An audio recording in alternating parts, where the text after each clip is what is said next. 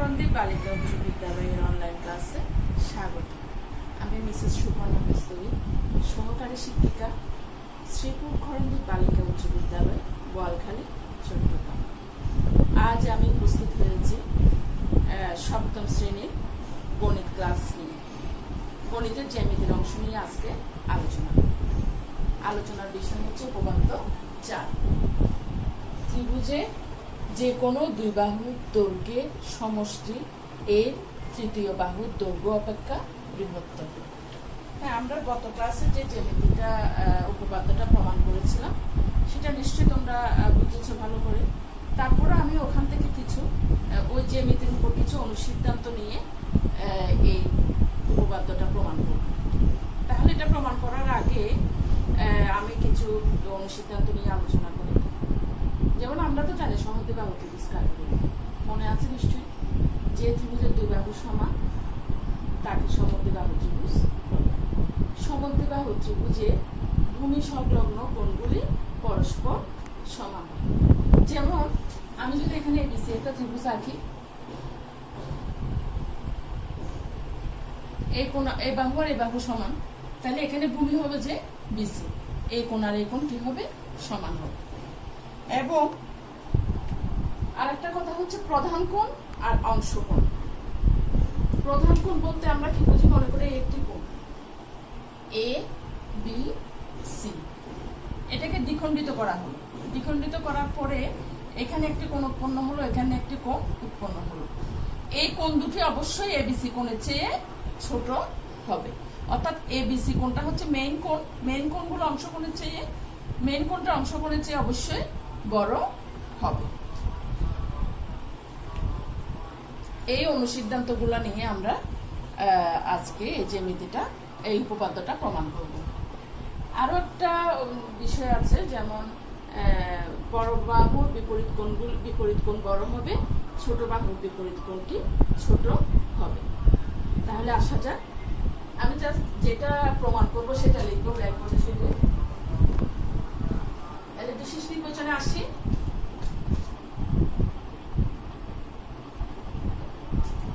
বিশেষ নির্বাচনে আমরা কি লিখবো? মনে করি এবিসি একটি ত্রিভুজ। বিসি হচ্ছে বৃহত্তম বাহু। প্রমাণ করতে হবে যে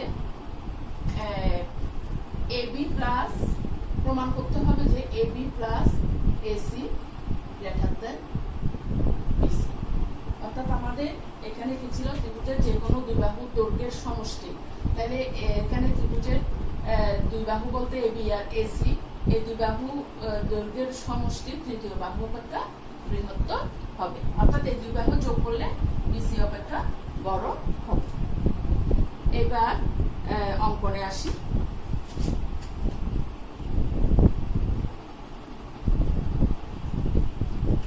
অঙ্কন বিএ কে ডি পর্যন্ত এমন ভাবে বর্ধিত করি যাতে এসি সমান এডি হয়। বিএ বাহুটাকে ডি পর্যন্ত এমন ভাবে বর্ধিত করি যাতে এসি সমান এডি হয়। আচ্ছা, তাহলে এখন প্রমাণে আসি। ধাপ 1, প্রমাণে আমরা কি লিখতে পারি? এডিসি ত্রিভুজ নিয়ে আলোচনা করি। এখানে কিন্তু দুটো ত্রিভুজ উৎপন্ন হয়েছে।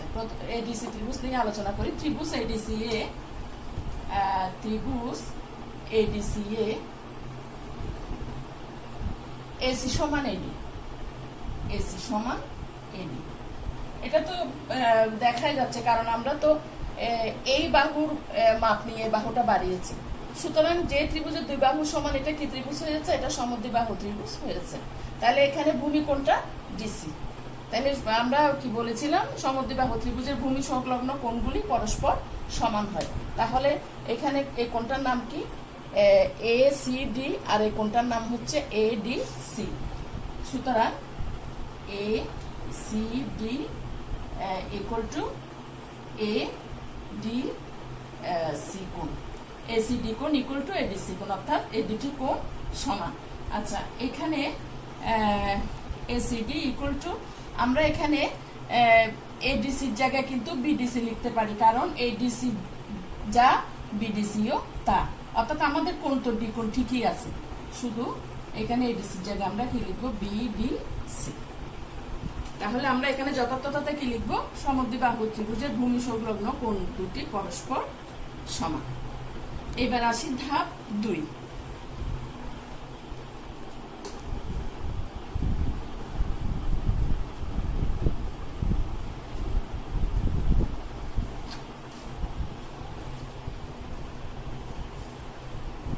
হ্যাঁ, ধাপ 2 কি নিয়ে আলোচনা করব আমরা। এবার দেখো, এই বিসিডি কোণ, বিসিডি কোণটা অবশ্যই এসিডি কোণের চেয়ে কি হবে, বড় হবে। অর্থাৎ আমি বলেছিলাম প্রধান কোণটি সবসময় অংশকোণের চেয়ে বড় হবে। এখানে বিসিডি বলতে কোন কোণটা, এই পুরাটা, আর এসিডি বলতে কোন কোণটা, এই ছোটটা। তাহলে বোঝাই যাচ্ছে। তাহলে এখানে কি লিখবো আমরা, বি সি ডি কোণ greater than A C D কোণ। এসিডি কোণ যদি বড় ছোট হয় তাহলে বিডিসি কোণও কি হবে, ছোট হবে, কারণ এসিডি সমান বিডিসি। সুতরাং B C D greater than BD. আমি আবার বলি, এখানে বিসিডি কোণটি এসিডি কোণের চেয়ে বড়। তাহলে বিসিডি কোণটি যদি এসিডি কোণের চেয়ে বড় হয় তাহলে বিডিসি কোণের চেয়েও বড় হবে, কারণ এখানে তো আছে এসিডি কোণ ইকুয়াল টু বিডিসি। এতটুকু বুঝেছো আশা করি। এইবার আসি ধাপ 3। তাহলে আমি এখানে মুছে দিই, নাহলে ধাপ 3 আসি। ধাপ 3 দেখো, আমরা এখন এই পুরো ত্রিভুজটা নিয়ে আলোচনা করি। এই পুরো ত্রিভুজটার নাম কি, বিডিসি।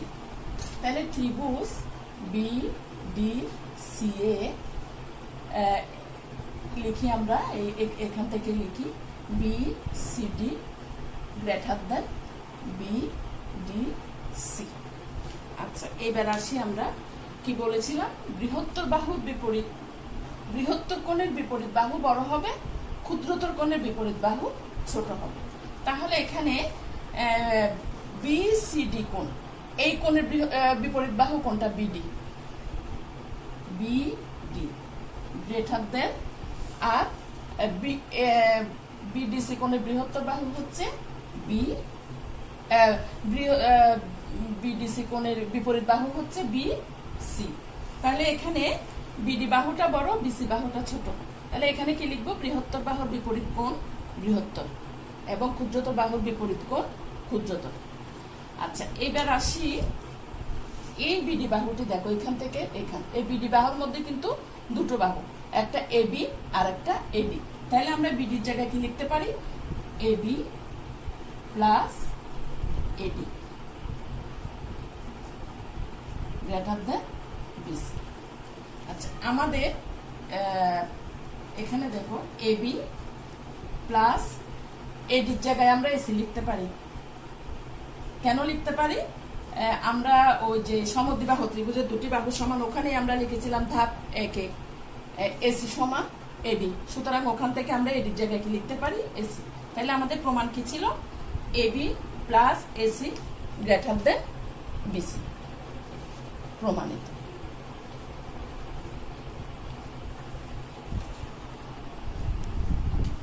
আশা করি বুঝতে পেরেছো তোমরা। এই উপপাদ্যটি যদি ভালো করে বুঝো তাহলে তোমরা আরো কিছু মৌলিক উপপাদ্য প্রমাণ করতে পারবে এবং কোণ এবং বাহুর মধ্যে একটা সম্পর্ক নির্ণয় করে বিভিন্ন সমস্যার সমাধান করা যাবে। আজ এতটুকু পর্যন্ত। তাহলে একটা বাড়ির কাজ লিখে নাও।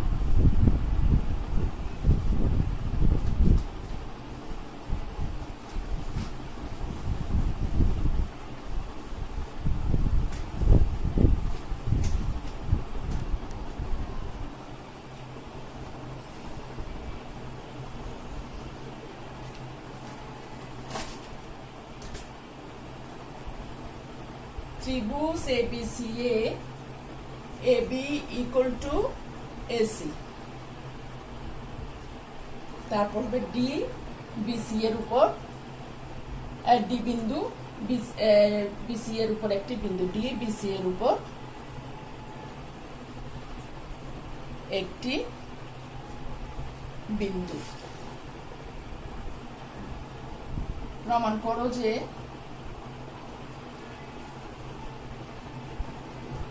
এবি গ্রেটার দেন এডি। বাড়ির কাজটা তোমরা পারবে আশা করি, নিজে নিজে করে পেপার ঘরে বসে। আগামী ক্লাসে আবার দেখা হবে। ধন্যবাদ সবাইকে।